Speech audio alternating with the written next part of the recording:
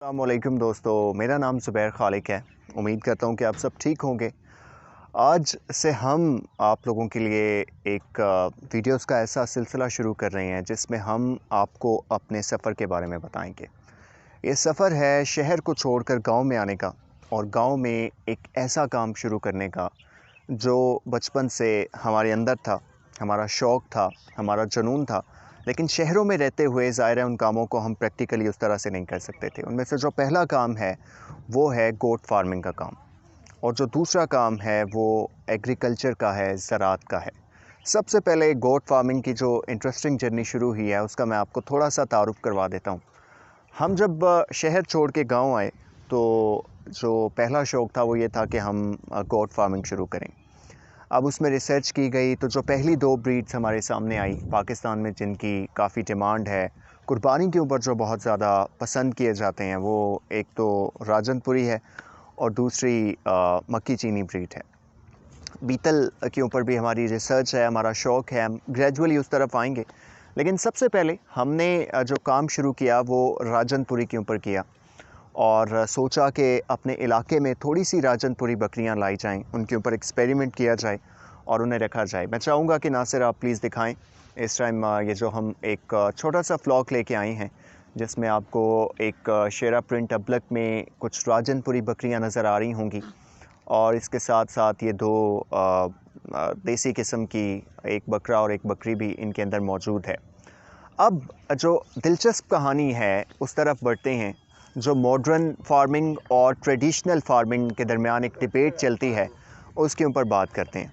तो दोस्तों, हुआ कुछ यूँ कि जब हम ये राजनपुरी बकरियां लेकर यहाँ पे आए तो हमारे जो यहाँ के बुज़ुर्ग हैं उन्होंने सबसे पहला एतराज़ ये उठाया कि जी ये बकरी इस इलाके में कामयाब ही नहीं है। सवाल किया गया कि जी क्यों नहीं कामयाब, तो उनका कहना था कि जी ये फलती फूलती नहीं है।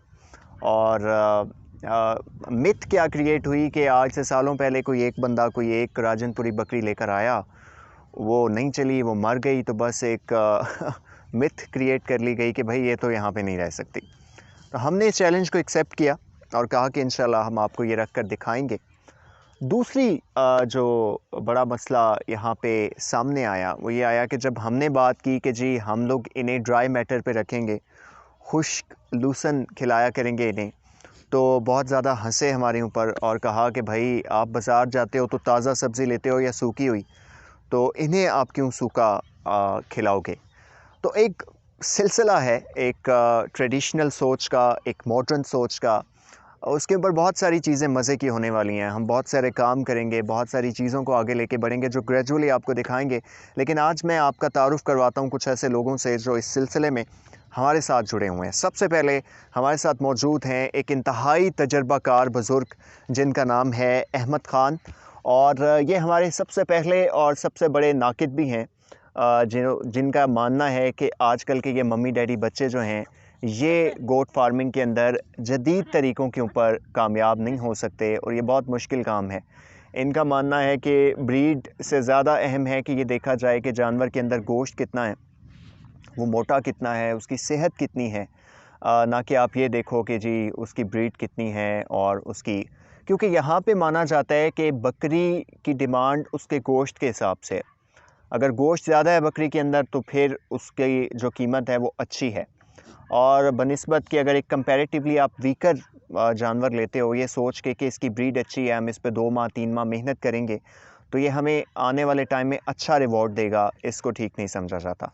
तो हम आपका तारुफ़ करवाते हैं। अस्सलाम वालेकुम। वालेकुम सलाम। बुजुर्गो सुनाओ, ठीक हो? ठीक हाँ जी, तुसीं आप सुनाओ ठीक हो? ज़बरदस्त, ठीक ठाक। शुक्रिया। थोड़ा की मरना राणा साहब कामयाब हो वैसा नहीं काम जड़ा करने पे? इंशाल्लाह जी, रब करना बंदा नहीं कर सकना। नहीं उन बंदा ठीक है ही इस काम में का।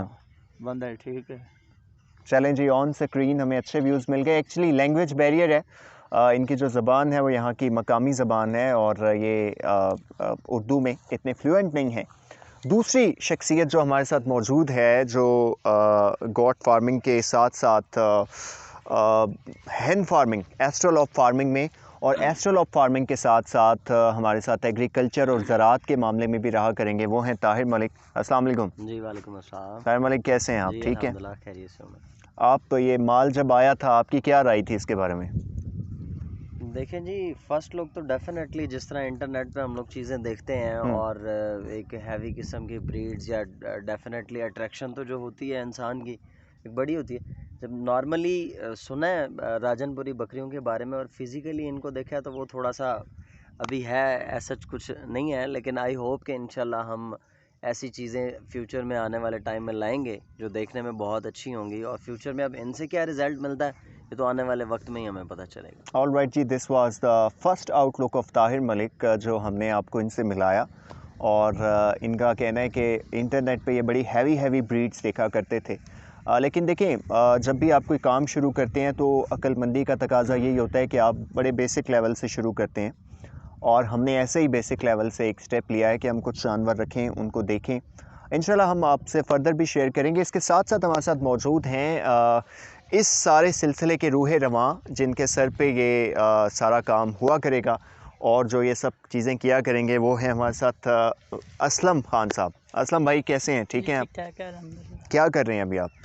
अभी जनाब हम एक अल्हम्दुलिल्लाह छोटा सा गोट फार्म बना रहे हैं। हम्म। ठीक है, कुछ हम लेके आए हैं, इसलिए हम लेके आए हैं कि पहले जो है इनको थोड़ा सा चेक करते हैं कि हमारे इलाके में ये किस तरह कामयाब होते हैं। हमें तो लोगों ने बहुत खौफज़दा किया है कि ये जनाब यहाँ कामयाब नहीं होते, और आप जो हैं वो इस तरह ना करें, देसी माल जो है वो लेके आएँ, वो रखें जो लोग रखते हैं। लेकिन हम लेके आए हैं और इंशाल्लाह उम्मीद करते हैं कि अल्लाह ताला हमें जो है बहुत कामयाबी देगा। आज तीसरा चौथा दिन है इनको आई हुई है और इनमें काफ़ी हमें बेहतरी नज़र आ रही है। साहब आ और जाएं। ये जो चीज़ें हैं इंशाल्लाह हम और भी बढ़ाएंगे और हर नस्ल के जानवर हम लाएंगे और इंशाल्लाह अल्लाह ताला हमें बहुत कामयाबी देगा। माशाल्लाह जी, एक पुरज़म किस्म की गुफ्तगू हुई है असलम भाई से। उनका कहना है कि जब ये माल हम लेके आए थे तो गांव के लोगों का कहना था कि ये राजनपुरी माल तो यहाँ कामयाब नहीं है, बहुत डराया गया। लेकिन हमने इस चैलेंज को एक्सेप्ट किया। हम इनको बेहतर तौर पे लुक आफ्टर करने की कोशिश कर रही हैं। इस टाइम जहाँ पे ये बकरियाँ चल रही हैं, यहाँ टमाटर हुआ करते थे और वो टमाटर के पौधे क्योंकि हमने अब ख़त्म करने हैं, यहाँ पे लूसन और बरसीम इंशाल्लाह हम काश्त करेंगे, तो इसलिए इन्हें यहाँ पे छोड़ा हुआ है। और आज की जो अगली शख्सियत है वो डेफ़िनेटली फ़ोन के उस तरफ हैं, तो उनका तारुफ़ हम आपको इंशाल्लाह बहुत जल्द करवाएंगे। वो हैं हमारे राना साहब, जो इस काम के अंदर उनका तारुफ़ मैं फिर तफसील से आपसे करवा दूंगा।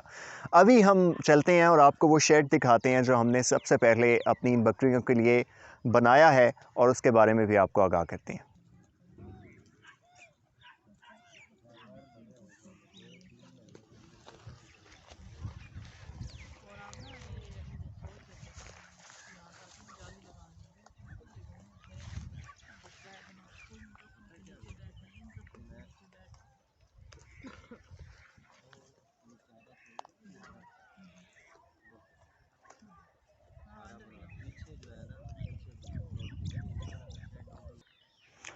ऑल राइट दोस्तों, ये है हमारा गोट फार्म जो तामीरात के मराहिल में है, और ये बहुत बेसिक किस्म का एक हम शेड बना रहे हैं इन लोगों के लिए।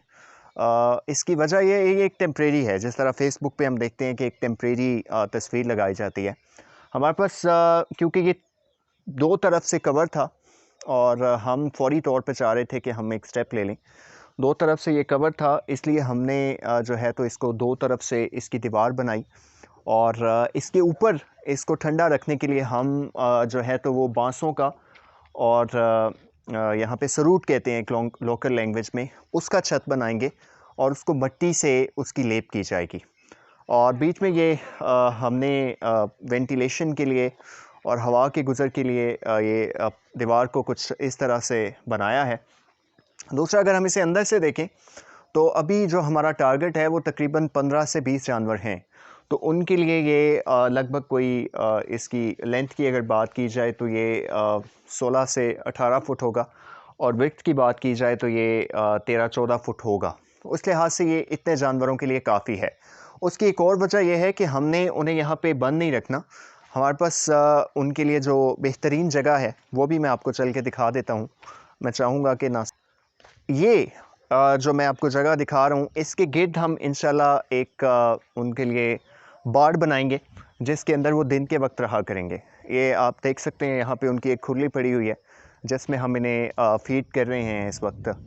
और ये दरख्तों का एक ज़बरदस्त किस्म का माहौल है जहाँ हवा भी लगती है, ठंडक भी है। और इन केस बरसात का मौसम है, ये शेड इसलिए भी बनाया जा रहा है कि अगर बारिश आ जाती है तो हम उन्हें अंदर ले जाया करेंगे, और दूसरा सर्दियों में ये शेड ज़ाहिर है हमारा काम आएगा। और इंशाल्लाह आने वाली गर्मियों के लिए हम एक और ज़बरदस्त किस्म का शेड बनाएंगे, जो आपको सारा ये प्रोसेस हम कवर किया करेंगे। हम आपको ये भी बताएंगे कि हम इन्हें इस वक्त क्या फ़ीड कर रहे हैं, और हमारी आने वाली फ्यूचर की परचेजिंग्स का भी जो हमारा प्लान है इंशाल्लाह वो भी आपसे शेयर करेंगे। और ये सफ़र रफ्ता रफ्ता जैसे आगे बढ़ेगा हम आपसे इंशाल्लाह शेयर करते रहेंगे। आज की वीडियो के लिए अपने मेज़बान ज़ुबैर खालिक को इजाज़त दीजिए। अल्लाह हाफ़िज़।